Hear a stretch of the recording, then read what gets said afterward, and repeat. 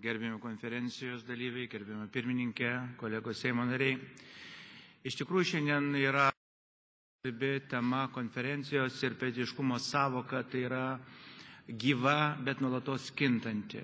Bet kaip ir paminėjo Seimo pirmininkė, šitai sąvokai yra svarbu ne tik tai kintamas lygmuo, bet ta tradicija, kurie pačią konstantą tautiškumo sąvokos, pilietiškumo sąvokos derina, išlaiko ir vysto. Tradicija reikalinga yra tam, kad matyt kintančiam pasaulyje ir kintančioje Europoje šitą sąvoką įgauna vis naujas reikšmes. Aš norėčiau priminti, kad jeigu nėra tikro suvokimo, tai gali atsirasti kraštutinumos formos. Visą Europą ir visą pasaulį sukrėtė Norvegijos įvykiai ir visą šitą reikia įvertinti. Tai tiek pradžioje, tiek įžangai norėčiau pasakyti, kad mūsų komitetas labai kaip šakinis komitetas, arba kaip mes vadinam vidinę Seimo kalbą, lietuviškai galbūt ne visiškai teisingai pasakyta, bet mes taip kalbame jau, atleiskite už tą slengą. Tai iš tikrųjų pilietinio ugdymo programa, kurią ir švietimo ministerija parėmė savo laiku, jinai buvo viena iš principinių Seimo programų. Deja, gyvenimas irgi koregavo, bet ta programa įsibėgėjo ir mes tikimės, kad ateinai prasitęs, kas įgalina vietos mokyklas, vietos bendruomenės rasti papildomų lėšų, resursų ir intelektų visą šitą sąvoką vykdyti ir puoselėti. Aš norėčiau pasakyti, kad mane visą laiką labai liečia, kada mes kalbame apie Lietuvą kaip apie unikalią šalį, bet yra tam tikras toks stereotipas, kad mes esame maža valstybė. Mylėjai, Lietuva nėra maža valstybė. Pirmininkė sako, kad maža, o man jinai yra didžiulė. Ir tai nėra, mano manimu, tai nėra toksai primityvus tautiškumo, pilietiškumo suvokimas, nors tos sąvokos skiriasi. Dėl kad aš taip jau banaliai pasakysiu, pajuokaudamas, kaip mes iš Vilniaus važiuojame į Palangą karštą dieną, tai mūsų 330 km tai prailgsta, bet aš apie ką kitą kalbu. Mums reikia nustoti naudoti šitą dalyką, nes kartais mes besigintume, sako, kad mes maža valstybė, mūsų tik 3 milijonai, aš pasakyčiau mūsų, kad ne tik 3 milijonai, o net 3 milijonai. Ir iš tikrųjų pagal visus standartus, gerbama pirmininkė, mes esam ir pagal teritoriją, ir pagal gyventojus geram vidurkį. Tai čia statistiškai, palyginus su kitom valstybėm.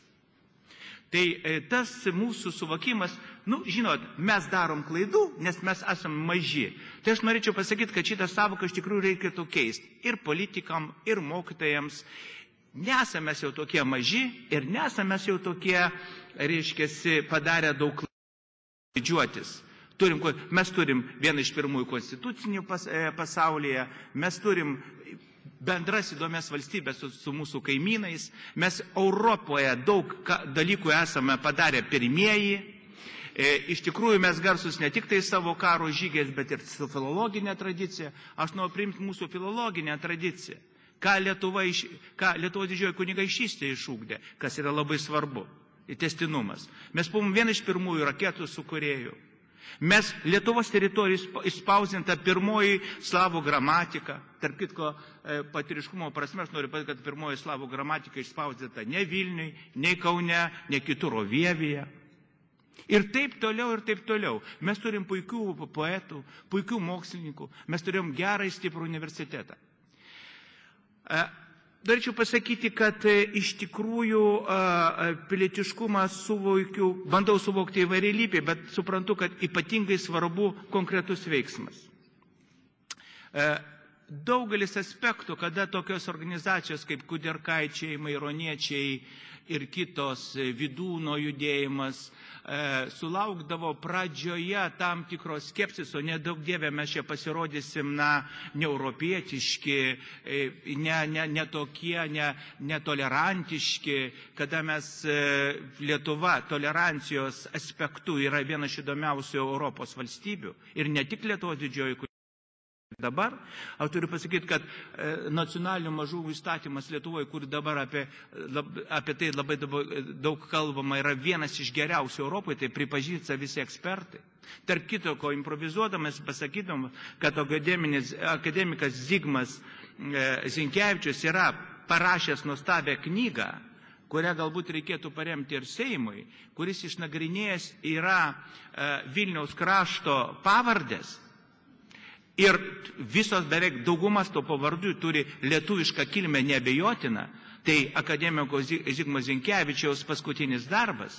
Ir iš tikrųjų tai rodo, apie ką kalbėjo gerbiama Irena, kad asimiliaciniai procesai Lietuvos genomoje yra natūralūs. Aš noriu pasakyti, kad lietuviai visą laiką judėjo. Tiek Lietuvos didžiosios kunigaikštystės metais, tiek prieš tai, tiek, atsiprašau, sovietmetį. Daug ten tų lietuvių išvažiavo į Taibamą. Iš tikrųjų tai yra problema, tai turi būti diskusija, apie tai mes turim kalbėti. Asimiliacija Vilniaus krašte. Tai prasidėjo ko gero 14-15 amžiuje. Čia akademikas Zigmas Zinkevičius, žinoma, galėtų mane pataisyti geriau ir mokslininkai. Apie tai reikia kalbėti. Ir tai irgi nėra primetimas kitiems savo nuomonės, o tai yra diskusija. Tarp kitko, diskusija pilietiškumo sąveikoje ir tautiškume yra viena iš pačių sudėtingiausių diskusijų. Tiek žmogiškai prasme, tiek emocionalia prasme. Dėl to reikia išminties, tam tikro, kurie turi turėti istorikai, nes kas yra didžiausi intelektualai pasaulyje, mili bičiuliai? Dvi profesijos, ne politikai, ne teisininkai, ne rašytojai, ne dailininkai, ne spikeriai. Pati intelektualiausia profesija yra istorikai pasaulyje ir geografai. Jie akumuliuoja visas žinias. Jie gimdo naujas idėjas ir procesus. Tai komiteto vardu mane pareigojo mūsų pirmininkas Valentinas Tondiskis, yra lituanistas. Aš galvočiau, kad iš tikrųjų apie tai mes turim kalbėti.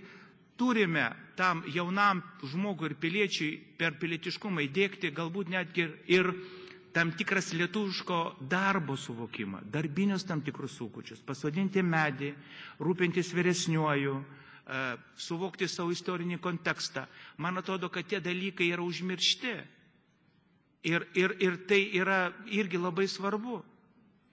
Na, tai ilgai nesiplėsdamas, aš galvočiau, kad iš tikrųjų čia negali būti vien tradicijos formos. Ta formulė, kad išlaikykim, kas tipinga Lietuvai, kas yra svarbu Europai, nes Europa matyti irgi keičia savo savokas ir dabar jau suvokia, kad bendram europiniam kontekste, ne tik teorijai, praktikai reikalingas kiekviena unikali tauta, kiekvienas unikalus suvokimas, bet kartu ir vieninantis. Taip, kad linkiu suvokti tą tradicinį kelią ir jį išlaikyti, gerbiamas konferencijos dalyviams, suvokti tą sudėtingą kontekstą, ar galima įgyti, ar galima paveldėti, bet aš įsitikinęs, kad jį reikia kurti. Tai geros kūrybos jums, mėly konferencijos dalyviai. Ačiū jums.